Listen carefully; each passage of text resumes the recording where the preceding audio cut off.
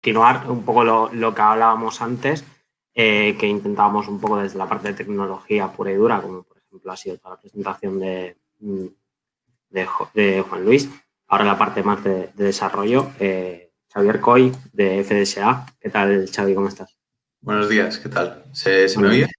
Sí, se te ve perfecto. Aquí Perfecto. un poco lo que os decíamos antes, nosotros no vamos a cansar mucho. Me presento y a partir de aquí es todo tuyo y muchas gracias por estar aquí con nosotros. Muchas gracias a vosotros. Hasta Y, ahora. y también, muchas gracias a todos los que estáis viendo el streaming.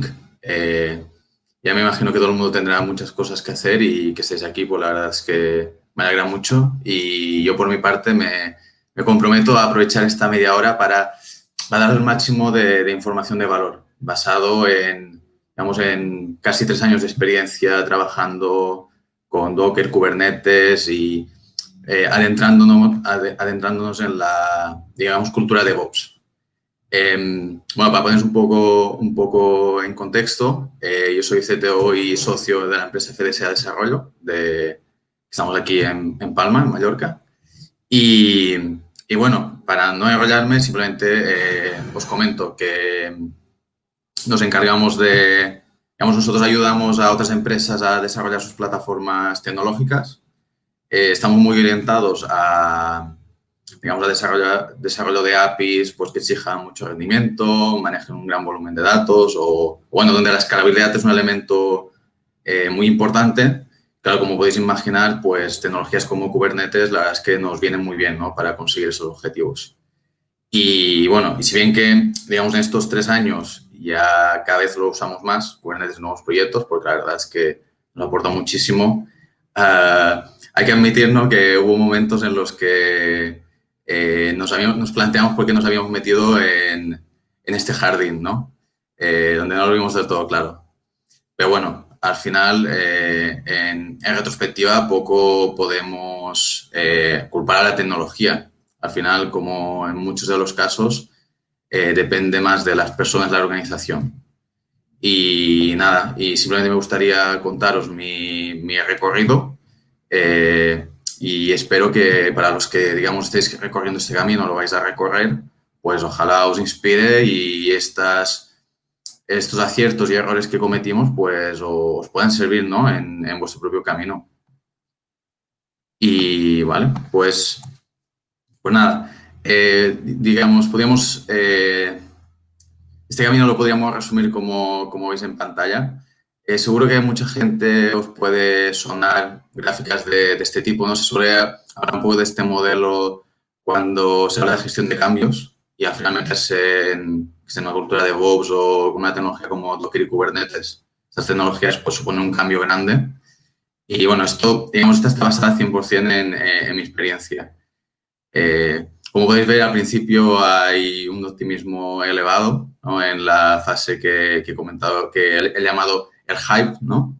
Porque además, ya no solo ese hype, ¿no?, de la tecnología, de mira qué bueno va a ser, sino que además lo más probable es que funcione, ¿no?, y haya un cambio muy positivo. Incluso van apareciendo problemas, pero se van solventando, porque la tecnología al final nos da mucha, ¿cómo decirlo? Nos da muchas ventajas, muchas herramientas. Lo que pasa es que, al menos en nuestro caso, llega un momento en que nos encontramos un problema muchísimo más grande. Un problema que ahí sí que nos costó solventar, ¿no? Y aquí es donde pasamos a la dura realidad, ¿no?, donde la tecnología, la herramienta no basta, sino que, bueno, hay que mejorar, hay que encontrar soluciones y ahí, pues, el optimismo decae, ¿no? Incluso nos salimos de escala y vamos a un punto algo pesimista. Pero bueno, al final, como he dicho antes, la tecnología, al menos en nuestra experiencia, nos ha dado muchas cosas muy buenas y al final se acaba superando los problemas y se entra en un estadio que he llamado mejora continua, ¿no?, donde ya con digamos, el punto de vista inicial, ¿no?, la tecnología, lo que he oído, más la experiencia, pues nos da una mejora, ¿no?, donde el optimismo se va recuperando de forma más lenta, pero a la vez más constante, ¿no? Más progresiva, y donde realmente se asientan esos cambios de metodología y tecnológicos. Y bueno, yo en este caso os voy a contar este recorrido, sobre todo el primer año. Y como he dicho antes, como al final gran parte de lo que influye aquí son las personas y las organizaciones, pero un poco como decía antes Miguel Ángel cuando lo ha presentado, voy a hablar de las personas, ¿no? Porque al final una herramienta sin tener en cuenta las personas que hay detrás, pues poco útil va a ser. Vale. Y pues en primera etapa, ¿no? El hype. En nuestro caso, nosotros empezamos en 2017.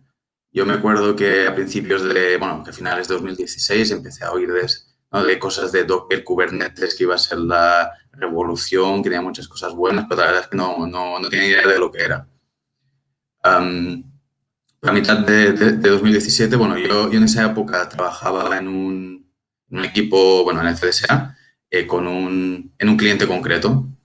Y nada, y a mitad de 2017 nos dicen que, bueno, nos dicen a nosotros, poner a todo el departamento, que hay un cambio de decisión estratégica donde se va a adoptar, donde se va a iniciar un camino hacia una cultura de DevOps y donde se van a usar nuevas herramientas como Docker, Kubernetes, Jenkins.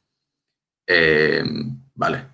¿Y por qué se hizo esto? Yo creo que aquí hay una cosa a destacar, creo que es muy importante, y es que esta decisión, ¿no? Este cambio a esa cultura de DevOps, esas nuevas herramientas, yo creo que se tomó por unas decisiones objetivas, no por moda, no porque he leído que eso me va a servir.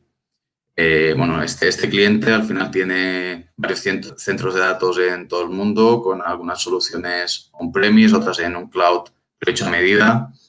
Y bueno, al final con los años montaron pues un sistema de escalado y desescalado de máquinas virtuales, temas de monitorización, temas de control de acceso, encriptación, gestión de secretos, bueno, un montón de cosas que, bueno, pues bajo al final un sistema complejo. Y el resultado fue al final tenía una infraestructura muy eficiente, muy potente, pero también muy compleja, donde al final los que conocían bien esa infraestructura, ese sistema, eran poca gente, ¿no? Un departamento de operaciones que tenía que vigilar todo el sistema. Los desarrolladores estaban un poco alejados de ese mundo, ¿no? Y había problemas cuando había problemas en producción, costaba encontrar esas sinergias, ¿no? Y al final, a raíz de ese problema real, estuvieron mirando y se hicieron pruebas de concepto, por lo que luego supe, se asesoraron y vieron que estas tecnologías, esta metodología, iba a ayudar. Por tanto, yo creo que es muy importante esa parte de que la decisión se tome por algo objetivo, no solamente por una moda. Vale, una vez se decidió, al final se compartió la visión con todo el mundo. Fue cuando a nuestro equipo, bueno, nosotros nos enteramos, ¿no? Y eso también es algo que quiero destacar como algún punto muy bueno, y fue esa visión compartida desde el minuto uno. Es decir, todo el departamento, es decir, desarrolladores, operaciones, sistemas, QA, todo el mundo estuvo en esta sesión de visión compartida, porque no fue un mail, no fue una charla de 5 minutos, fueron varias sesiones en los que se explicó hacia dónde íbamos, cuál era nuestro papel, cómo nos iba a beneficiar a todos, se resolvieron dudas, miedos, etc. Y eso fue muy importante, yo creo, para que realmente haya ese empuje, ¿no? Y que entre todos cumpliésemos esa visión. Y lo que se decidió fue pues, que bueno, los que tuviesen un proyecto nuevo, pues ya en ese momento empezarían. Y en este caso fuimos nosotros. Para implantarlo, otro punto que quiero destacar es que bueno, se contó con gente experta, gente con experiencia real, no solo conocimiento, que ya llevaba años trabajando pues, bueno, en esa cultura de DevOps y usando Kubernetes. Y ayudaron pues, ellos, junto con cierta gente de la empresa, montaron una primera infraestructura. A los que, no sé, los que ya habéis empezado a mirar temas de Kubernetes o bueno, los que ya llevamos un tiempo, sabemos que bueno, Kubernetes al final gestiona muchísimos servicios y para cada uno de ellos hay un montón de opciones. Por tanto, contar con gente experta que nos digamos, ayudó a crear una primera infraestructura que seguro que funcionaba, general, pues simplificó muchísimo ese camino. Porque cuando lo montaron, luego otra cosa muy importante, que creo que fue clave como algo positivo, fue la formación. Cuando se montó esa infraestructura, al final los equipos de desarrollo participamos en sesiones de varias semanas de formación en las que aprendimos desde cero, ¿no? Porque había gente que no sabíamos nada de ni Docker, ni Kubernetes, ni integración continua y pudimos aprenderlo desde cero, pero también ligado a esa infraestructura que se creó, ¿no? Con esas herramientas concretas, lo cual simplificó muchísimo la comprensión.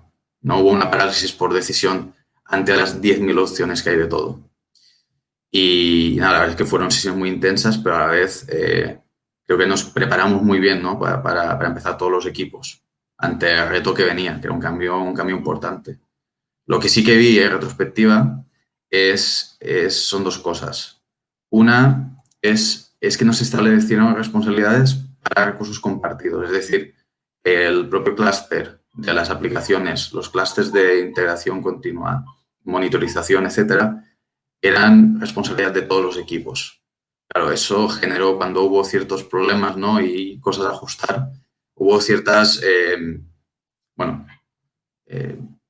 problemas pues para coordinarnos, ¿no? Porque al final todos los equipos teníamos nuestras prioridades de negocio, de desarrollo y no estaba muy claro quién tenía que hacer cada cosa, ¿no? Al final se solventaron, pero bueno, sí que eso se hubiese podido simplificar.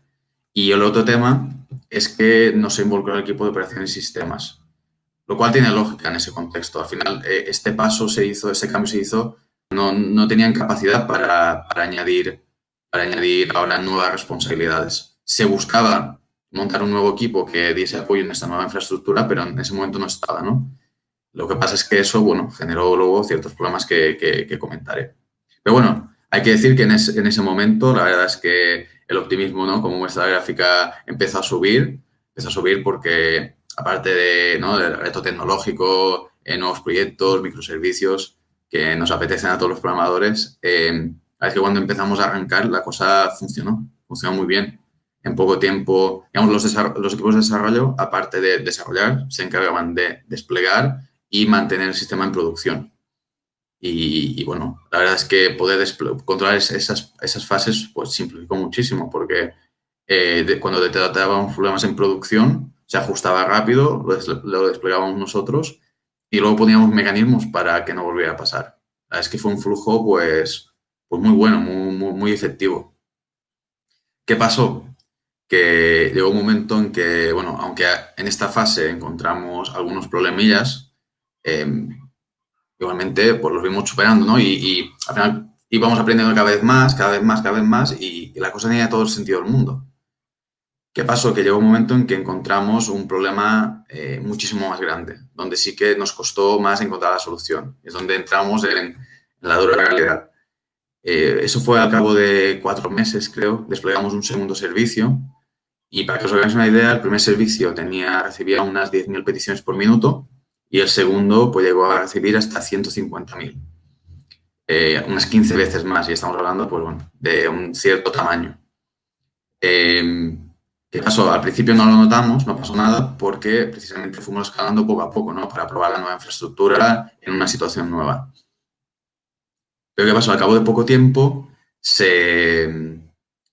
empezaron a aparecer problemas de producción, pues había pods que se morían por out of memory, teníamos picos de latencia 20 segundos, bueno, ciertos problemas que impactaron de forma real. Bueno, no pasa nada, lo detectamos rápidamente y empezamos a hacer profiling. ¿No? Ahora que teníamos una carga real, hicimos profiling de la aplicación en el local, porque aunque ya habíamos tenido en cuenta la carga que tendría, pues siempre seguro que hay margen de mejora, ¿no? Y efectivamente encontramos, pues, ciertas mejoras que podíamos aplicar, las aplicamos, subimos y todo funciona otra vez, ¿no? Todo se vuelve a estabilizar. Seguimos subiendo tráfico, ¡pum! Y otra vez. Volvemos a hacer profiling y ahora sí que no encontramos nada inherentemente a mejorar, ¿no? Así que, pero bueno, el problema lo teníamos ahí. Así que sí que pensamos algunos cambios más de arquitectura, pues tema de cacheo, tema de simplificar llamadas, para intentar estabilizar el sistema y efectivamente se estabilizó otra vez. y continuamos. Pero ¿qué pasó? Una tercera vez, cuando seguimos aumentando el tráfico, otra vez sí volvió a verse, bueno, a tener problemas. Claro, aquí, como os podéis imaginar, esto de arreglar el problema empezó a hacer mella, ¿no? En ese optimismo porque ya sí que a nivel de aplicación habíamos mejorado bastante, ¿no? Es decir, la primera vez pues vimos cierto margen de mejora, pero después ya sí que no veíamos nada. La aplicación en principio se comportaba bien. En local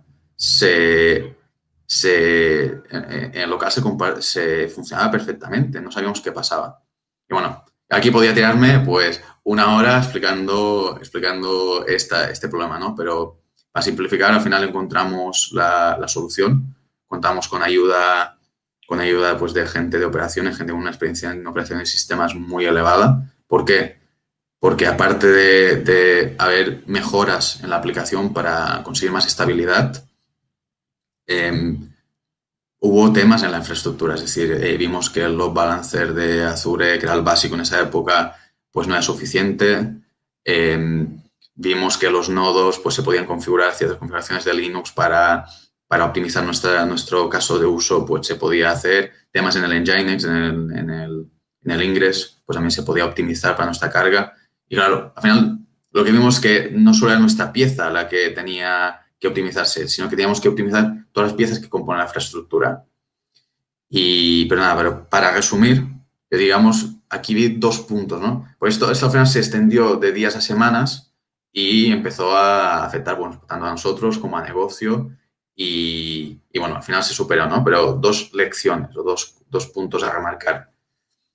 Como he dicho antes, el equipo de operaciones no estaba dentro de, digamos, este cambio de paradigma en ese momento, ¿no? Por la disponibilidad que había y la capacidad humana que había en ese momento. Sí que recibimos ayuda, pero fue de forma intermitente. ¿Qué pasa? Que eso alargó muchísimo el problema.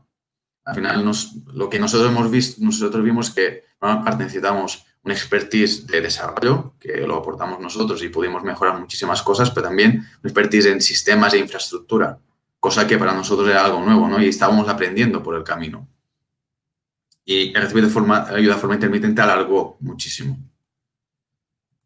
Por otro lado, sí que quiero destacar como algo positivo. Bueno, no sé si se ha dejado de compartir. Bueno, ya está. Sí que quiero compartir como algo muy positivo es que en los momentos en que se produjo esa ayuda, se produjo una sinergia total, ¿no? Donde se acercaron desarrollo de operaciones. Pudimos atacar el problema, al final en ese momento teníamos un objetivo común y lo pudimos atacar desde los 2 lados, ¿no? El lado software y el lado de infraestructura. El lado de la aplicación, el lado de infraestructura. Y al resolver el problema entre todos, por ejemplo, nuestro equipo se nutrió muchísimo de conocimiento. Adquirimos un conocimiento muy elevado, ¿no? de la parte de infraestructura que antes desconocíamos, que solo conocíamos de la parte de aplicación. Y nos ayudó después en problemas futuros, porque comprendíamos mucho mejor cómo estaba funcionando todo. Al final, lo dicho, esto se arregló, generó pues cierto desgaste en el equipo, pero bueno, de ahí aprendimos todos muchísimo y se pusieron soluciones. Y pasamos, digamos, al estadio de mejora continua, donde también quiero destacar que por fin se pudo crear ese equipo dedicado a gestionar los recursos comunes, por decirlo de alguna manera, esa infraestructura común, y para apoyar a los equipos de desarrollo pues, ante nuevos retos que iban apareciendo.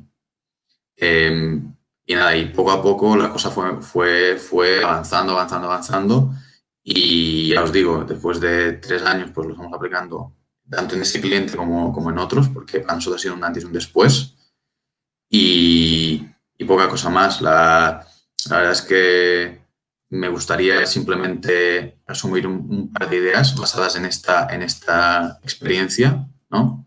Que serían: yo os recomiendo que los que estéis para dar ese camino, para hacer ese camino, defináis unos objetivos concretos, es decir, ¿para qué quiero hacer este cambio? Que haya una razón objetiva que la pueda medir. Eso ayudará a ser exigentes.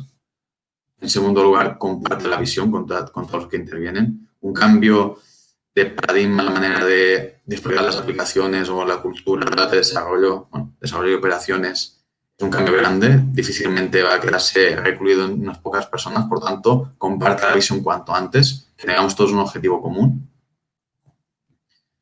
Si puedes, cuenta con gente con conocimiento y sobre todo experiencia real. Va a marcar la diferencia porque se ha encontrado con miles de problemas y podrá ayudar a hacer una primera aproximación a la infraestructura nueva y simplificará muchísimo y evitará la parálisis por decisión que comentaba antes.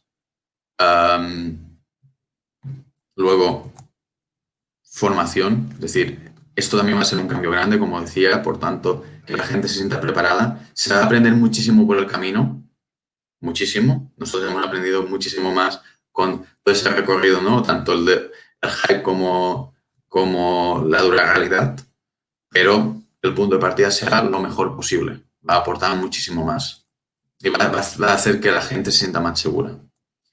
Y define responsabilidades claras. Lo que decía antes. Al final esto va de compartir, de que todo el mundo vaya en una misma dirección. Todo el mundo reme en una misma dirección.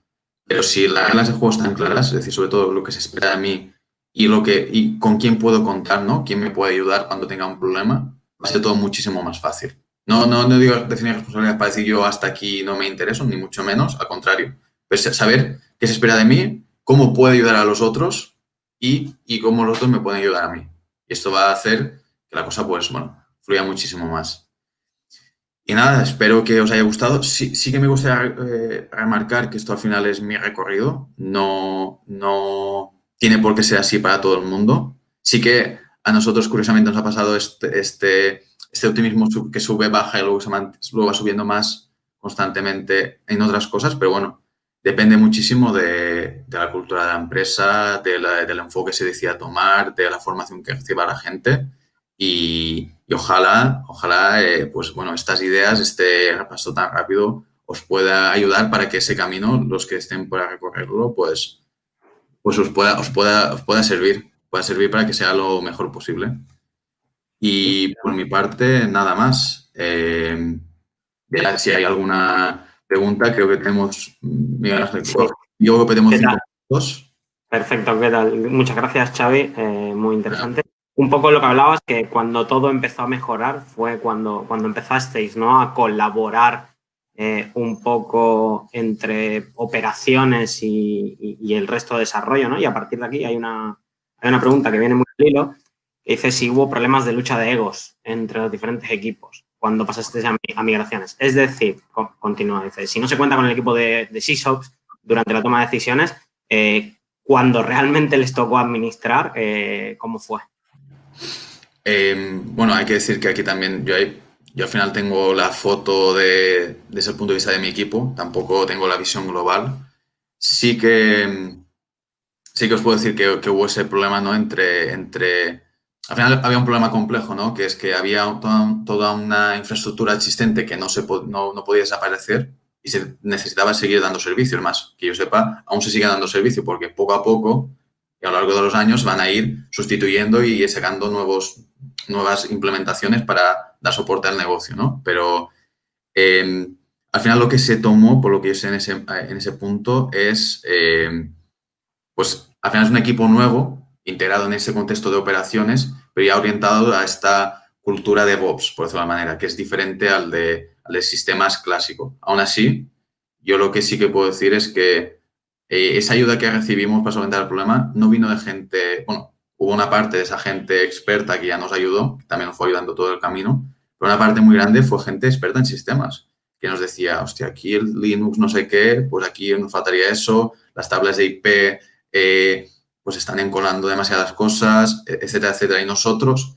eso fue muy chulo porque nosotros como ya sí que empezábamos a dominar la parte de infraestructura con Kubernetes, ¿no? Gestión de configuraciones, etcétera, pues nosotros traducíamos ese conocimiento a la parte de Kubernetes. Así que yo creo que no hubo, por lo que decía, de lucha de egos, que entiendo que podría pasar, sino que en ese aspecto fue muy fluido. La cuestión es la propia organización en sí, ¿no? Que sí que causa estos problemas, ¿no? Por el timing. Claro, perfecto. Pues nada, Muchísimas gracias por tu aporte, porque un poco también lo que decía antes, creo que desde el otro lado, ¿no? No tanto la tecnología, sino la gente que hay detrás de la tecnología, esas experiencias también nos vienen, son muy válidas y nos vienen muy bien. Muchísimas gracias por estar aquí con nosotros. Muchísimas gracias. Muchas gracias a Y a todos. ver si esto sigue. Gracias, chao. Hasta luego. Pues muchas gracias, Duc.